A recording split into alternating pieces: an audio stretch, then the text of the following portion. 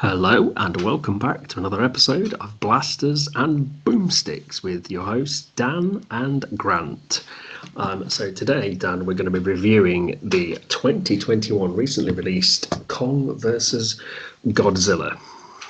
The film kind of says what it is on the tin. So it's the epic chapter in the MonsterVerse. With cinematic MonsterVerse, and it's two of the greatest monster icons in motion picture history. Godzilla and the mighty Kong come face to face with humanity in the balance. Would you say I've done that justice? Yeah, absolutely, mate. Yeah. What more do you need to say? Yeah, well, I don't know. That's a good point, actually, for the film. What more do you need to say? It's Godzilla versus King Kong. So where do you stand? Did you enjoy it? What were your first thoughts after getting through the movie? I did enjoy it. It's very much a film that I didn't need to engage any part of my brain whatsoever. Not to disrespect it or anything, but it didn't take a lot of thinking to enjoy it. It has its fair share of problems. Yeah, it really does.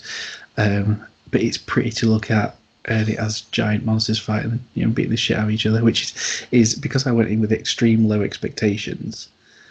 I wasn't disappointed. There's a lot of work that still needs doing to it, but as a whole piece, I came away enjoying it. I'd say out of the MonsterVerse films, it ranks probably higher than the first Godzilla.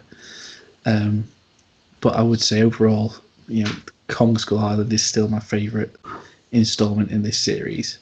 Yeah, I have to agree. I think Kong Skull Island manages to take some of the grittiness of the 2014 Godzilla and add the campy kind of like just embracing what Kong is and the monsters and everything about it that you kind of go to the cinema to see. I hated this film. I really tried to get on board with it.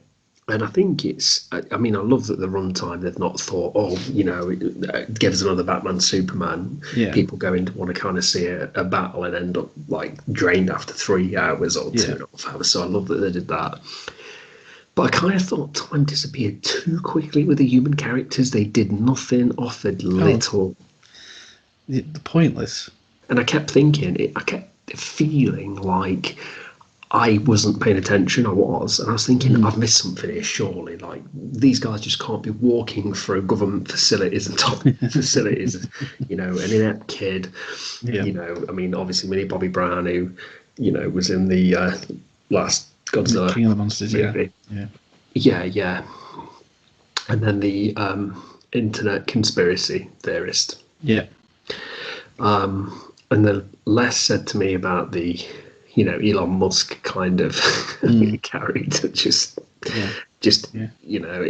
was like the film was written by a couple of kids. Like, you could imagine them in a sandbox playing with their toys, going, this is me and I'm a mega corporation. I'm making Mecha Kong, and now we have to work to get all this kind of stuff. It's just really base level, and it's frustrating because the first Godzilla was beautifully shot, and I get what they were trying to do, but it didn't give us what we wanted to see. And Kong Skull Island, like I just previously mentioned, gave us a bit of both. Like, it was beautifully shot, but added some grit, but also some beautiful kind of imagery. This one seems to have like gone out of the way and made everything like, we know the other stuff was set in that world. This is going to be balls deep in like spaceships and gravity stuff. We need more of a build up to that, in my opinion. I'd have liked that. Some beautiful scenes. The scene with the purple floating rocks when Kong is unbelievable. Yeah, you're right. It's to look at the vistas, the CG work is phenomenal, and but I think that's where they've spent all the time. I think rather than. It's hard because you do like, I like a balance. I like to see that spectacle, but I like to see my human characters interact in a normal way, and for a reason. I want them to have a point in being there, and other than Alexander Skarsgård, and his sort of little band of misfits, and it just they have a point, they have a plot there to get Kong from A to B with Rebecca Hall. They're there to get him to the Arctic to find this Hollow Earth. Yeah. All sort of Go through the places. Stargate to reach. Yeah, that's it. Yeah, but you've got Millie Bobby Brown returning, and she does nothing. Her and the two characters that follow her literally do fuck all.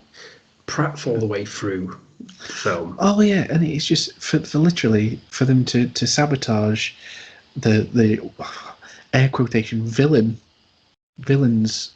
plan, even though he's not technically a villain. There's no motivation for that section of the film. The motivation for Alexander Skarsgård and Rebecca Hall is there to get Kong from A to B without Godzilla noticing him, because they know that if Godzilla realizes Kong's about, then there's a big problem. Although there's two issues with that, where they go, let's hope he knows how to get there and not freeze to death in the Antarctic, and let's strap him to a massive boat and he could drown because we're not going to release him. We'll take him over a massive. We'll take him overseas. Where's Godzilla? Oh yeah, he lives in the sea. Oh shit! I mean, someone pointed out to me that the Hollow Earth, even though it's beautifully designed, is where's the light source coming from? Yeah. And how are all these plants growing? And stuff like when it's at the center of the Earth. Which I would say I wouldn't worry about that part of things. The film's got a lot more to worry about than that, and that's something that we don't care. That's it. Yeah, I mean, it's easy to pull apart, and especially when you've got people like Kyle Chandler who's returning. And I said this to you outside the review that I really like Kyle Chandler. Great character actor. He really is. Yeah, he's one of those that doesn't get. Again, it's a bit like a Gary Sinise. Does fantastic work, but doesn't get the recognition for it. Yeah, absolutely. And he returns for essentially a brief cameo. It's just reaction shots. I feel that it's just he gets to look up from his desk or into the sky to see destruction, and we just get the audience kind of go, must be bad if if he looks shocked. I feel that's nothing more than what he offers. Definitely, and it had the same problem, and I know you sort of agreed with this earlier that Jaws 2 had, is that you've got a main character who's been in this situation before, warns the authoritative figure that it's happening again, or warns them against a type of action, for the authoritative figure to go, oh yes, you're pretty much an expert on this field, but we're not going to trust anything you say. And that infuriated me. Jaws 2, we all know, it's for people who've seen it, Brody goes to the mayor and said, there's another shark, there you go, don't be so fucking ridiculous. It's like, Brody knows what he's talking about. Again, this time, Millie Bobby Brown, she's saying there's no reason Godzilla would randomly attack citizen areas without good cause, when at the end of the last film he's hailed as the saviour of humanity and all this stuff. And as an audience that she's right. Even though we don't get the exposition to begin with, you go into it knowing, well, Godzilla's supposed to be a hero type figure, regardless of the verses of the film title. So you have to trust Millie Bobby Brown to a word. And then, they straight away turn around and go, nah. Yeah. It doesn't make sense from a character perspective, and it's really frustrating from an audience perspective. I think we said earlier you could even solve scenes like that, not completely solve it, but you could even have the character who's doubting Millie Bobby Brown, which is Kyle Chandler, at least linger on him for a second or two after, have him like, she is right. But instead, it's symptomatic for the film.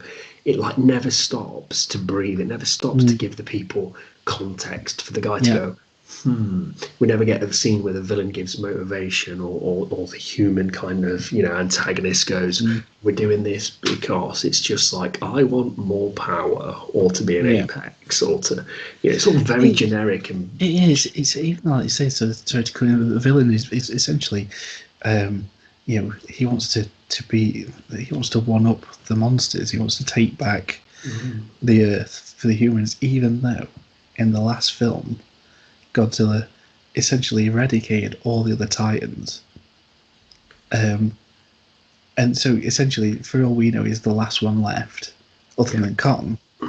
So there shouldn't be any need for him to then turn around and want to one-up Godzilla. But they're almost both, we know the power of them, and they're both don't we? Humankind knows they're both not set on destruction, so one of them's protected, the other one's kind of bowed away. So what the fuck is the resource and money going into? Yeah. It's not like there's a. Yeah. They could even explain that there's 1,000 different titans being born or coming from Hollow Earth, and they just can't cope. Godzilla and Kong, and then could at least have made more sense than. Yeah, then it's like bring in the Megazord. Mecha Streisand. Yeah, Mecha Streisand. Yeah, fucking hell. Could have Rochambeau for it. It is just it's. I said it's hard. Although I have sat here and quite happily picked things apart with it, I think as a spectacle film, as a popcorn flick, that's you deep rooted. That's why I enjoyed it. But in no sort of mean terms, is it a great film? So, what would you say then to people? Like, would you recommend them watch it, or? I would say go. I'd say if you want to put something on for under 2 hours that's not going to tax you in any way, then go for it. If you like your films a little bit more cerebral, then I'd say stay away. If you'd like the other films in that MonsterVerse, go for it. But again, it's so difficult because it's a totally so different, isn't it? Oh, it doesn't really. I mean, it starts off with Kong scratching his arse. That's the first thing you see. He wakes up and scratches his arse, and you're either going to get people go, or you're going to get people go, oh, is this where we've come to? Yeah. Like yourself. Yeah, for me, I think it's one of those. I was really disappointed in it, but I think it's to me, I wouldn't go out if I was paying.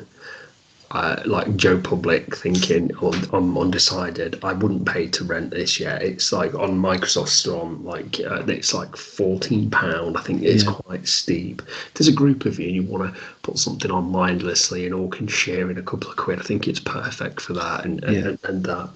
But I think for me, it's definitely not a purchase. It's a watch and kind of. I think it's one of those you'll probably watch once and maybe forget about it, unless like you're a huge Godzilla or Kong fan. Yeah, it's like Elliot Reed said, you put the wait and see tribe. Absolutely. Wait for it to come out on home, some kind of streaming service. Yeah. I think so. I think it's perfect for streaming service, absolutely. Right then, guys, that's what we thought. Let us know if we were right or wrong. So it's just left for me to say thank you. And if you'd like to subscribe, share, and like, we'd appreciate that. And we'll see you next time.